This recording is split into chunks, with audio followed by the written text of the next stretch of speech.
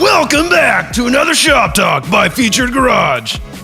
So today we have guest Mike Bibeau, or as Casey Hawkins affectionately knows him as Michael Bibeau.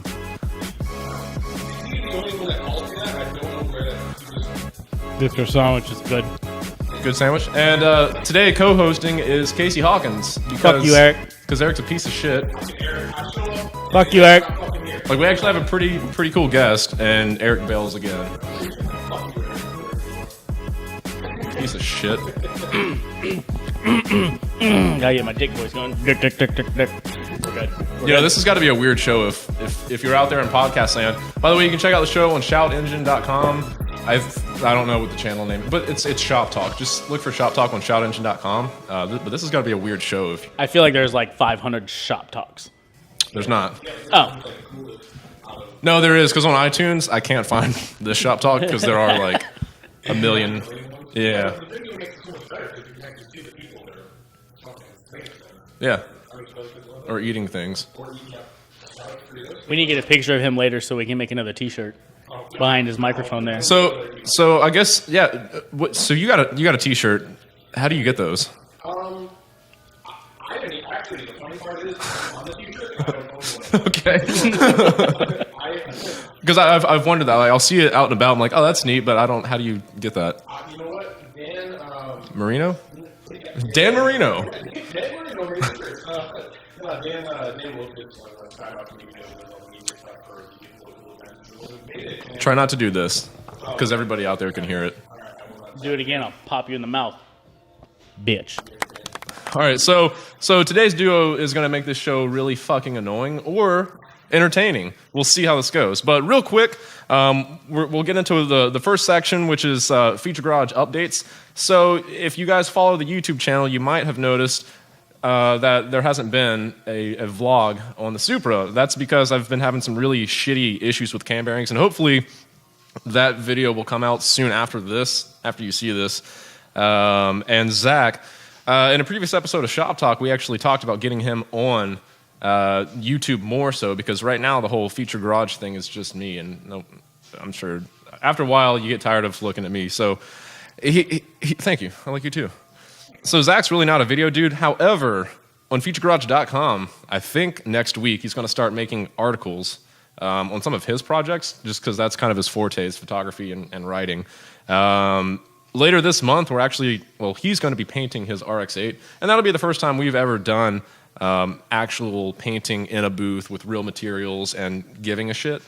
So that'll be interesting and might make for some cool vloggy content. So with all that out of the way, our guest, Mike Bibeau, is the herder of cats for the Five Flags drifting community in this area. He kind of does all the logistics and stuff for setting up drift events and I guess moderating local community online interaction. So yeah, welcome to the show. Thank you for having me.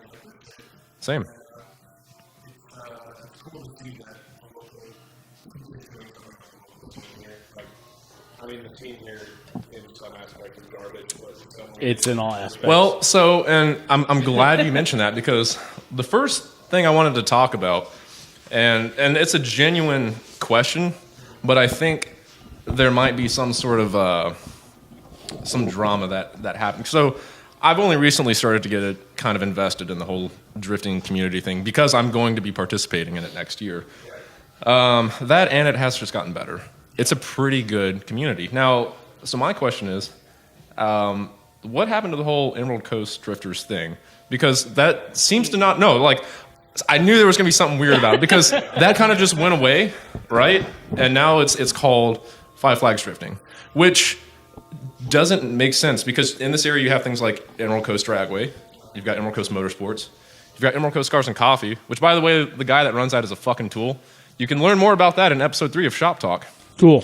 So, but the whole bag. What happened to the whole label of Emerald Coast Drifters? So, actually, I think, Casey, you were around for this, and you could probably, if I leave any details out or anything, feel free to add in. I stayed out of all that. Yeah, well, what basically happened was... there was basically an online shitstorm as these things happen. There were people that were running the event, and they had their opinions on the community, and there were people that had different opinions that were voicing them. And once one person kind of gained traction with pissing people off, it just kind of turned into a really big thing. In terms of just these files, were basically the analysis page that was up, pretty much got destroyed. So, all right, I'm not really an OG to this area. I've lived here since 2011, so I've been here kind of long enough to see the ebb and flow, the evolution and de-evolution of niche groups in the automotive community. And a few years ago, kind of being an outsider to all the drifting stuff, just spectating and taking photographs, I never really liked the drifters here because my perception was everyone. It could be likened to. Here's a Facebook page you guys can check out. It's Car Enthusiasts of Northwest Florida. That's just a shit page. I mean, it is. And so, that sort of environment, for some outsider, me looking in on that, it's like, dude, the whole drifting community just kind of seemed like a bunch of fuckboys, like, To be fair, they were. Yeah. That's why I for the longest time, I didn't care to be part of it. Yeah, so I guess that was part of the whole Emerald Coast Drifters disappearing, going away. Yeah, the biggest thing was I was actually coming into the scene probably about 2011 time as well, and at that time, You can just burp into the microphone. I think it sounds way cooler. Yeah. I got avoid a lot of burps. Oh yeah. Every episode, there's True. like 10 burps per person. Brought to you by Home Depot. And beer. There was the community the way it was a very small community when back when everyone was doing it.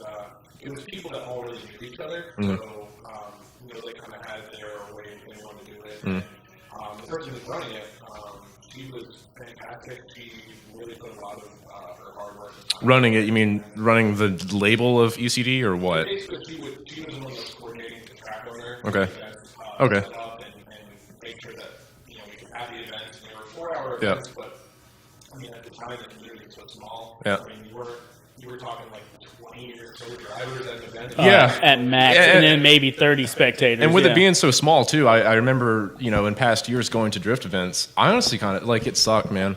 I'm not gonna lie, people fucking sucked.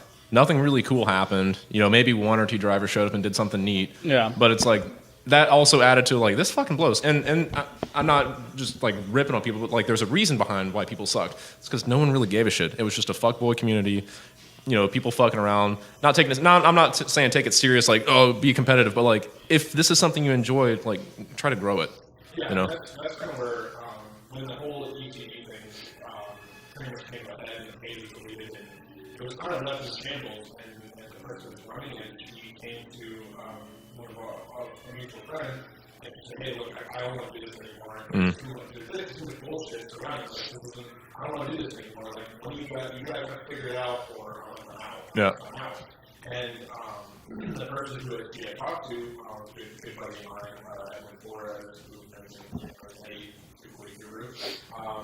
He asked me, he said, "Look, I really want to drive. Do you want to run these events?" And I was like, "Well, my car is down, and I don't have a great car, so I'm going to go run events." And so I did, and I really didn't plan for it to be me running this as long as it has, and going to start running events from a broken community, essentially, was pretty rough.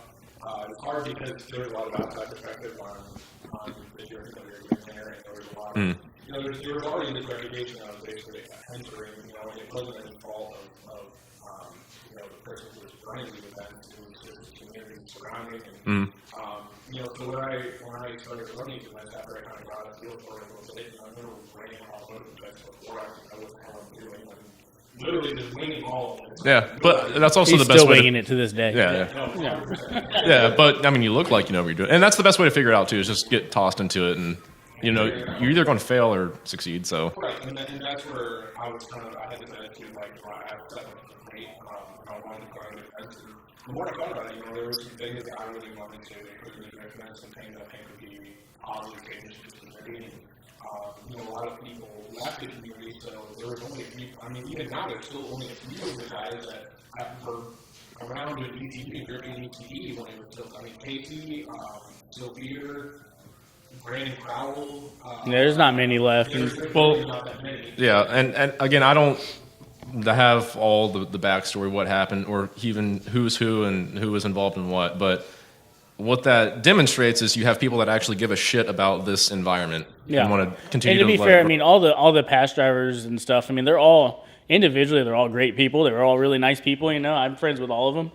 But I don't know, it was weird. It's like when you get into like a drift mentality, it's like some people had this whole shitbox idea of what drifting was, and it's, you know, it's just kind of how I see it. And at that time, I was just kind of on the outside. I just, you know, I had quit drifting years ago because I'm fucking old, and I went to a couple events. I was like, this is kind of shitty. Yeah.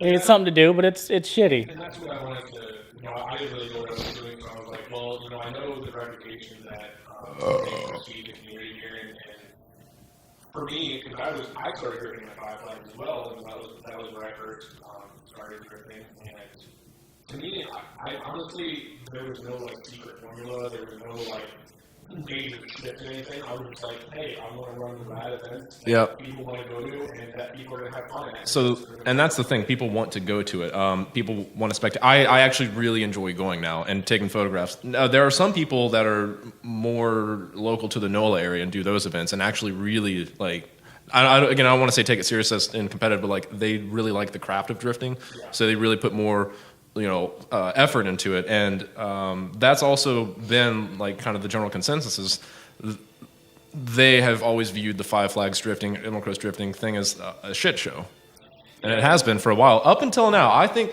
and segueing into the next question, the 2017 season has been pretty fucking rad. Yeah. So that the 2017 season is over. The Five Flags drifting community has just wrapped it up last month with the Fear the Oversteer event.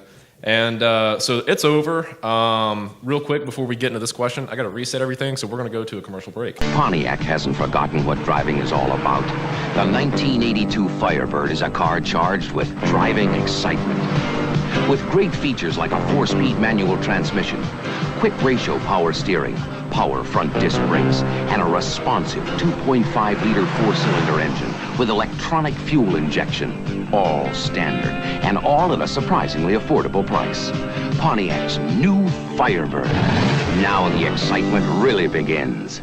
Things where the people are getting their pee-pee stepped on. Oh, the BME Pain Olympics? Yeah, that's it. Yeah. Yeah, I'd rather watch Panel than the Pain Olympics because that shit's funny. They're both pretty funny. Did you ever see the one where the dude cut his dick and grilled it? Oh, God. It was weird. Actually, I haven't. He grilled it? It, like, literally, he, like, put it on a grill and was, like, poking it with the fork thing and, like, rolling it around. And, man, I don't even like sitting next to that shit, man. The man's not hot. Man's not hot. Anyways, let's go on with this. So, all right, actually, let's just roll into this one. So now that the 2017 is over, I think that's where we left off. So what have you seen in this year, and what is happening with drifters in this area? So what I saw this year, actually, we had the highest driver count we've ever had. Oh, it was busy last month. We had, and actually, at the beginning of this year, we had 55 drivers that we had. A number of spectators that made the exact same amount of food. So, the speed at which this is growing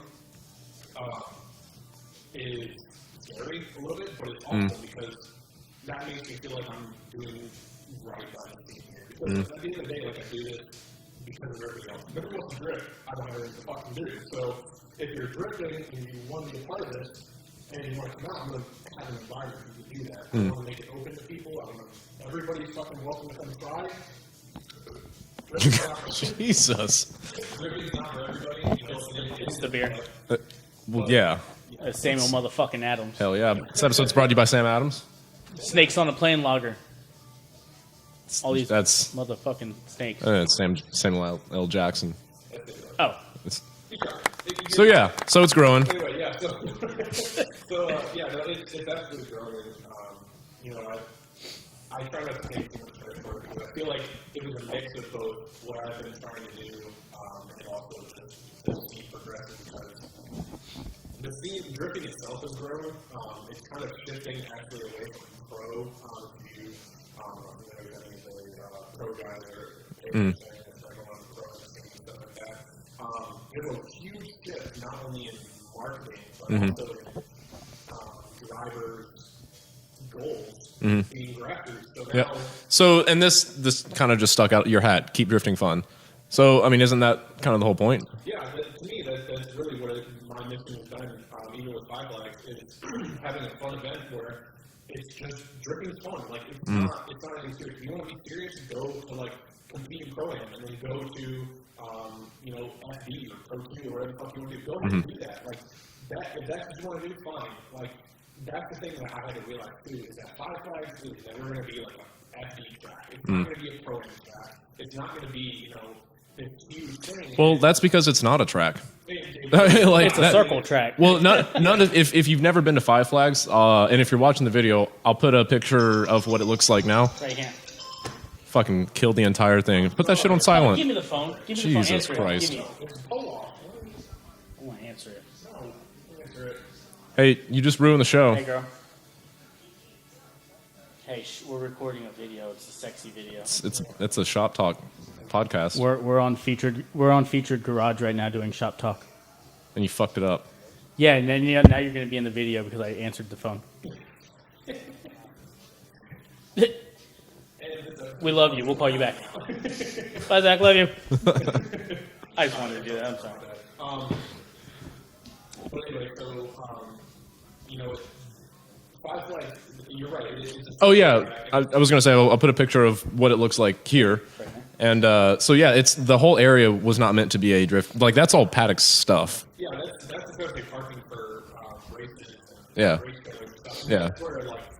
That's where this is kind of a weird journey because it's not a track. Well, that's also what makes it grassroots. Is you have something. It was not meant to do, but like this is an area that you can facilitate this environment to grow in with working with what you have. That's the whole grassroots theme. Yeah. So. And that's what I've been doing. And with this new recent graphic that we did, I've been working on that for a long time. I knew the scene needed something a little bit different. I love this track. I love working with Tim, and I love working with Five Flags and doing this for the community. But I knew that the community needed something. The track that we had, it was small and it's not super fast, or it wasn't super fast, but we were still having, and that's the thing where we were still having driver counts that were ridiculous. Like the only time that this piece of track I added was for this last event, but yet I was pulling numbers of 55 drivers with like a 10, 15 second run, but people were still showing up, and that's where I thought about it. I was like, why are people here? Like, why? This is Because it is just it's a better environment now. It really is. It's because you could suck and we wouldn't tell you to your face. And that's not even the thing. Like, but I mean, I've told people that. But I mean, I do go around and help people, like new drivers and stuff. Yeah. I've always talked to new drivers, and if people need advice, I help them, even though they suck. That's where I think a lot of the growth in the scene has been, is because I'm friends with. I try to talk to everybody. Like I try to have a relationship with everybody in the community because I'm doing this. Like I'm just a spokesperson for the community. I'm not the direct community. I'm just the guy. no, yeah, and Zach and I have talked about that a while. This is a little different, but we were talking about cars and coffee. You don't need that is such cars and coffee is just kind of a ridiculous thing. It's a joke. It is. Well, it's a cool thing. Just people to get together and like hang out and do stuff. But like somebody doesn't need you don't need a guy that's like the head of it and he doesn't need to be cars and coffee doesn't need a face. It doesn't need a face. It's a community. It will happen without a person. But what you're doing is you're policing it, right? So you're not the face but you're doing a damn good job at like kind of policing things and managing it. So. And I thought that was just the thing that like when I came into it, I was like, look, I want to be personable. I want to have people feel welcome. Like that's how dripping grows. Like, it doesn't grow by the same 15 people driving a track. It doesn't grow if you stay at Five Flags and only get Five Flags. That's why I promote. Go to New Orleans. Go to. Speaking of that. And that's something you're finally doing now, like later this year. Ever. Yeah, you're heading out. And can you attribute that to this? Like I can, yeah. Yeah, because without what has happened this year, I mean, would you have really been motivated enough to get, the G35 and do that up and now go out to NOLA? I And, will say that I was a temporary. Everybody knew that. I mean, you said you were retired, or not? Whatever. Shut up. taken care of. Go fuck yourself, Yeah, that was a joke. bitch, motherfucker. So, all right, with all that, with all that said, 2018, what is that set to look like? I got a lot of work to do in the off season. Gangster as fuck. Mostly. Yeah, with the team growing, there's been a lot of attention on what's going on and what we're doing. Actually, one of the videos that we put out, we got about 37,000 views on it and shared on multiple pages. I mean, people are seeing what we're doing, and I also have a lot of relationships with a lot of people that are seeing what we're doing and that are outside of where we are. So it's gaining a lot of traction as far as companies being interested in what we're doing. Right. And I mean, even this piece of track, that's definitely going to change things a lot because that changes my marketing strategy. Exactly. Really, And because market to people outside of the local area. well, and I don't know what it's like behind the scenes when you're dealing with the track owners of Five Flags, but I could imagine. I mean, you guys aren't pulling in the money that like they would like. So like it's kind of it seems like it's almost a favor that we get to do the drifting stuff there. It is, working with staff at Five Flags, drifting itself, to someone who doesn't know anything about drifting and is looking at drifting from the outside looking inward, we kind of look like a shit show. It's really what it is. Like It's the bastard sport. Right, it's a bunch of 18-year-old kids ripping up what appeared to be demolition derby cars, just doing dumb shit. And so when you're trying to get someone who's been in racing for a long time and is in a faction of racing that has been around for God knows how long, and saying, hey, let us do really dumb things and destroy your track because it's fun. Like, how do you do that? And that's one of the things that when I started running, I was kind of, I was warned, hey, like, this is kind of, this is what this is, this is the relationship that we have. And, Well, I know they like their grass too, and Yeah, that's. Ooh. yeah, Whoa. the guy tore up pretty bad. yeah. Having been warned that and being told that, hey, just go into this and let it roll the way it does, that wasn't going to sit with me because I knew that there could be more to this, and I knew that just having his trust in me, the track owner's trust, and I told him, so look, I will make these bigger, I will make things better, and I will do everything I can to do it, to prove it. Real quick, going back on that too, like I know me and you had talked after the last event how it looked like a lot of when this first all kind of went down, it's like a lot of the Five Flag staff kind of just, and I guess they kind of looked at it like whatever, just another work day. And now you can actually see like a lot of the actual track staff is like they almost enjoy being out there.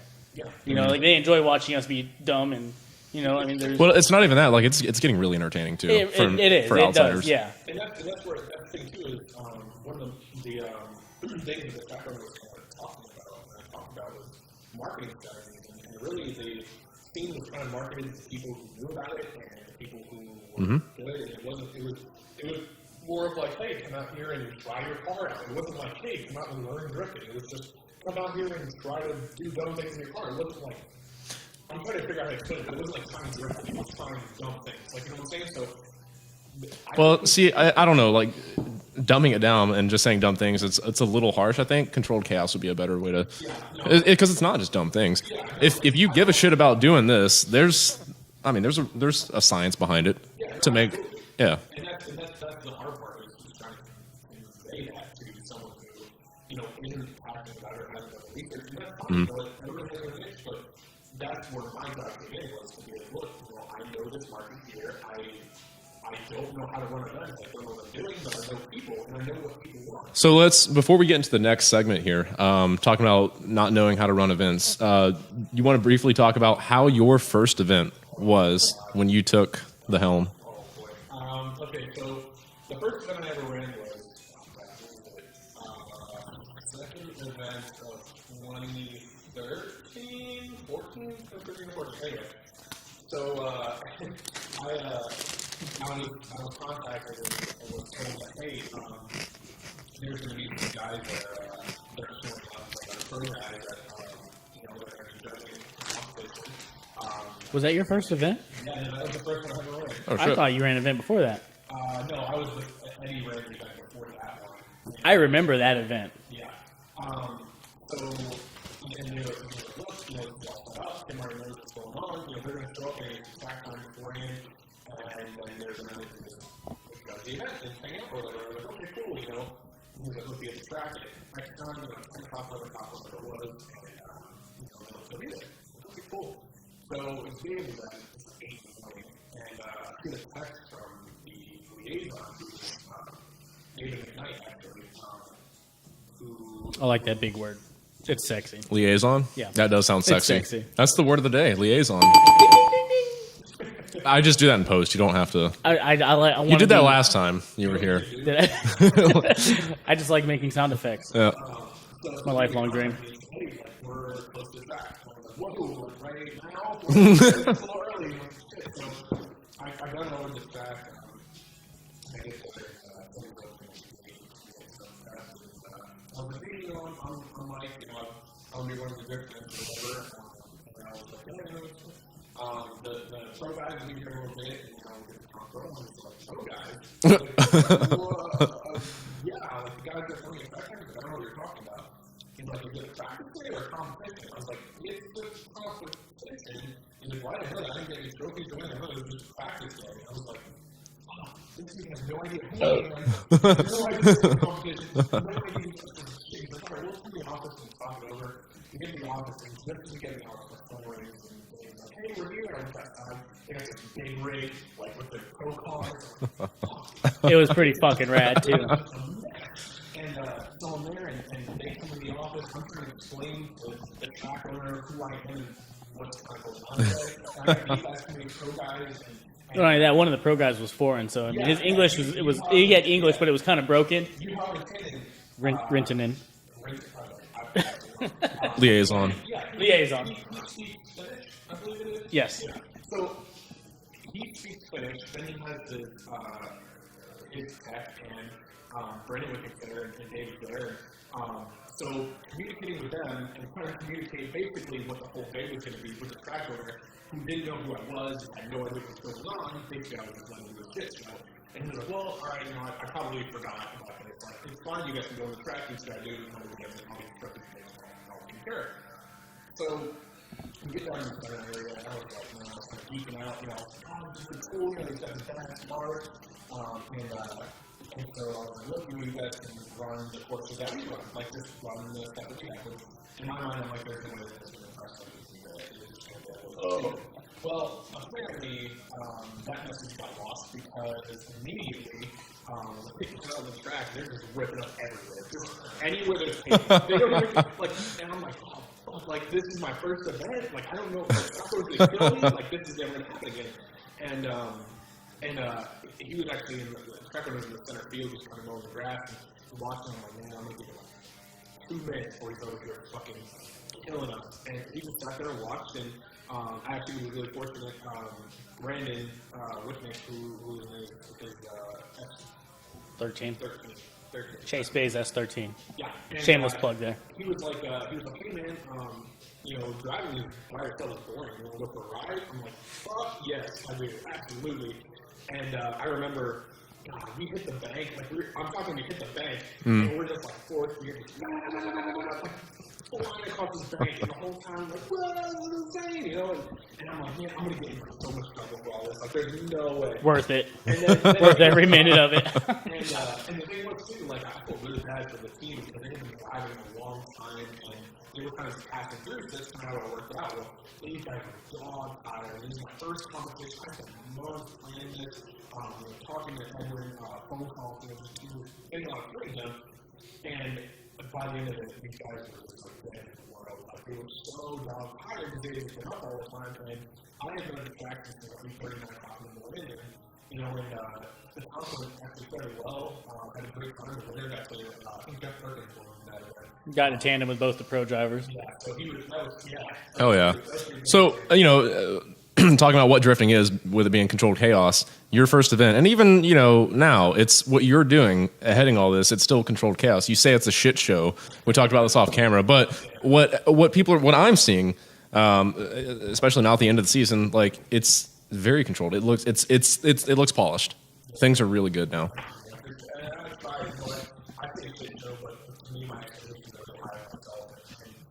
A lot of the time, I really try to do everything I can for the community, and a lot of people will reach I literally have people calling me the day before, like 10 to 11 o'clock at night, asking tech questions. I had someone hitting me up before, like the day of the event, like asking tech questions. People are calling me throughout the event, like, hey, what's going on later? Hey, this, got that. Like, it's stressful for me because I'm trying to put on this event, like, I'm trying to take care of it at the same time. And things go on, and it's actually funny how crazy things got because only this year I'm affecting a media guy and a media team. But it's becoming a legitimate thing, which is good because now talking about marketing and stuff, like you can take this the name, the community, and promote it in a way that it's going to bring in other people from outside things to come in and add to and help grow and all that fun stuff. Real quick, I got to reset again. We'll go into the next segment and we'll wrap this up. You talk a lot, Mike. You do talk a lot. Yeah, and fuck you, Eric. Fuck you, Eric. Piece of shit. Dick fuck. Bolletje bakt smeuïge ontbijtkoek. Zo smeuïg, stel ik je vingers bij af. Nee, ik deed gewoon... Ik was gewoon iets eten. En ik deed... Nieuw, bolletje smeuïge ontbijtkoek. En de bon. Ik heb al een bon. I'm constipated. I mean sophisticated. Same thing. Same. Fuck you, Eric. Eric. Hey, Eric. Fuck you. So that leads us into the next section. Comments and questions. We finally fucking have some. I have a theory that the reason we're not getting questions and comments often is because nobody's watching this all the way through. You should try putting questions and comments first. I probably should. They're falling. Yeah, but you got to have something captivating at the beginning to like suck you in. But then like midway through, yeah, but then like halfway through, Mike won't shut the fuck up, and then it's just a drone sesh. You do talk a lot. You do talk a lot. I don't need a girlfriend when I have a friend like you. It's so romantic. He's cuddly too. Like he's cuddly and he talks a lot. how do we even meet, actually? I don't remember. Something about you sucking my ass. Yeah, that sounds. It was a really convincing social chat, and I had to send shots, Ryan Colby has sent us questions. Oh, sorry. Well, we're gonna put your face here, right after the ass talk. Hold on, I want to do it. Do it again. What? We're gonna put his face right here. We're gonna put your face right here. Ryan Colby, everybody. Actually, all the questions came from him. How many? 4. We're not gonna do all these because, like, if we all, that's just gonna. We'll do a couple. So his first question: what are all of your dream cars? Now, I'm sure this episode is like way too long already. So, what is your dream car? Let's do that. I'm not gonna lie. I've owned my dream car twice, and they're both piles of shit. And as a matter of fact, one of them is sitting in your garage right now. It is.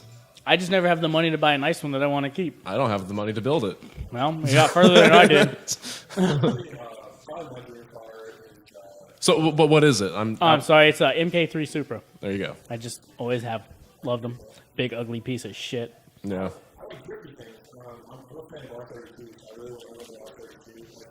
Give it a couple years; they're gonna be dirt cheap. Well, R32 like GTR or GTST or like. Okay. Yep. I'd be that guy that gets the automatic 4-door GTE with the hubcaps and 4-lug. Show up to a car meet, be like, what the fuck is this? Like, Skyline, bro. You know what I'm saying?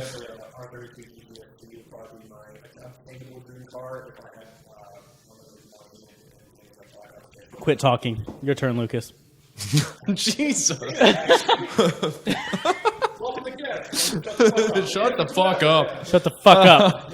I don't know. Mine's. I really. And this could. It's a dream car, but it's realistic. I think in the future, I just want a first gen Audi R8 V8 manual because it's practical. You can use it. And how many generations did they make?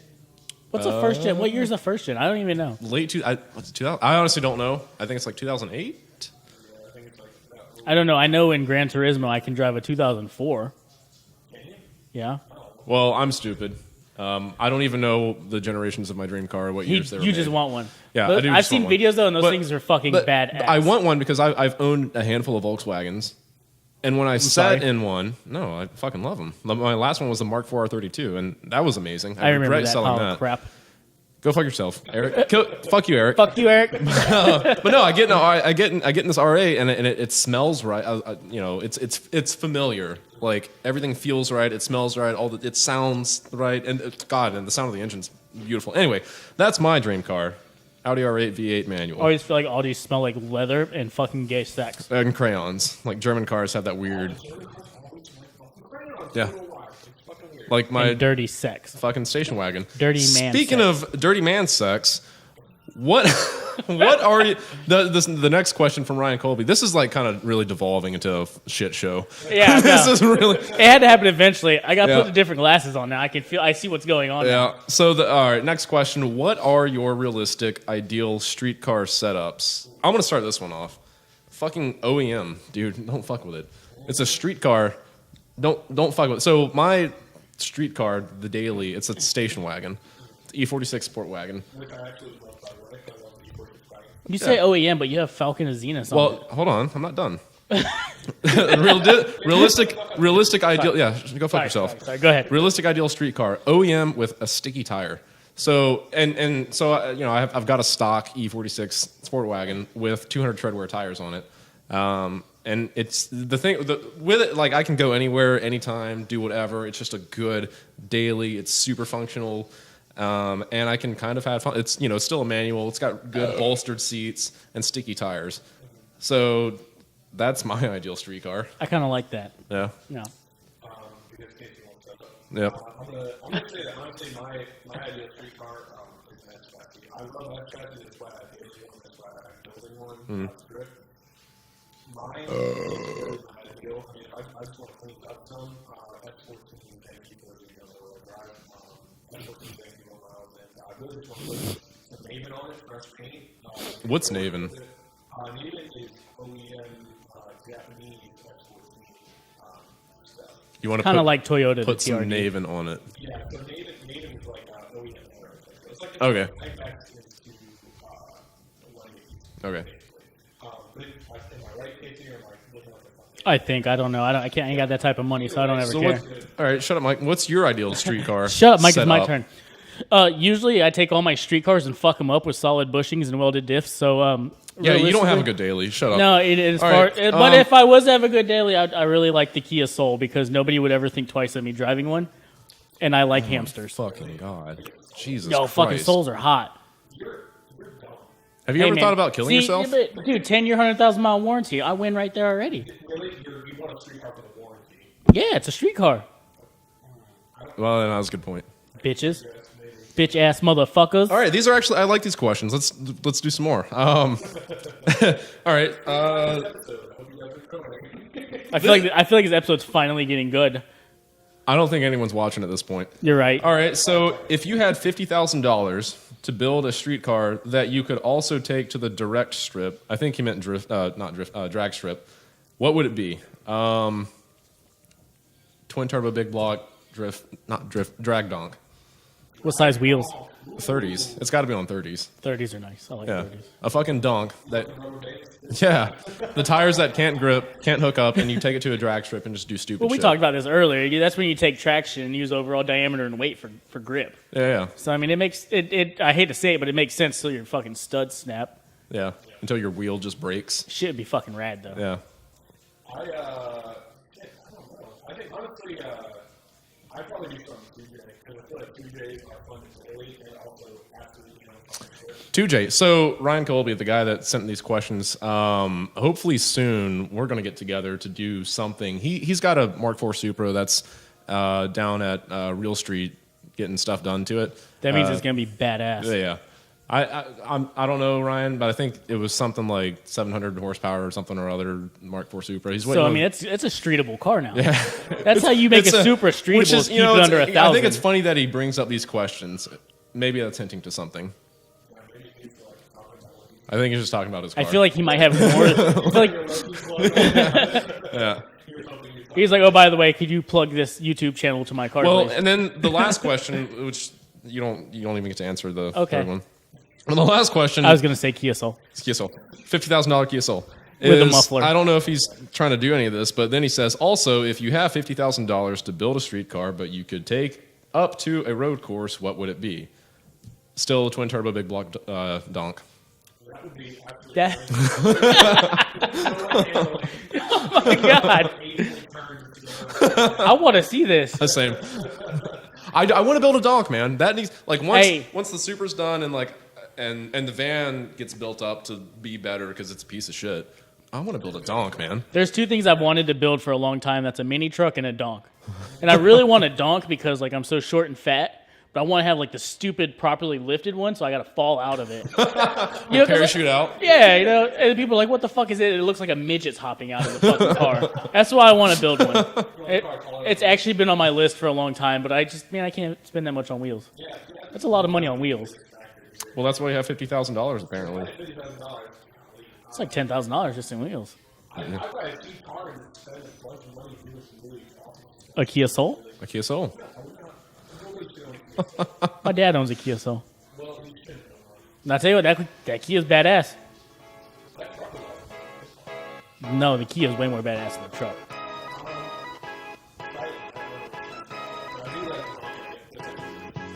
And you would just have a Kia Soul. All right, that's it for this one. If you have any questions or comments for us, send them in some form. Email theguys@featuregarage.com. You can comment on this video. You can send us a Facebook message. Be sure to send your dick pics to Zach Needs Instagram. Zach needs more dick pics. He ain't seen enough. That's his Instagram account. Zach Needs Instagram. Send him dick pics. We will feature them on the show. That's it. This episode of Feature Garage is brought to you by the Kia Soul. This is not Feature Garage. It's Shop Talk. Shop Talk featured these nuts by Kia Soul. I can't see out of these at all. I'm the hardest fuck. We ought to just get Mike's whole section. In post, I've already cut the video. It's off now. So. I'm gonna keep doing this anyways. Cause fuck you. Boom, bitch.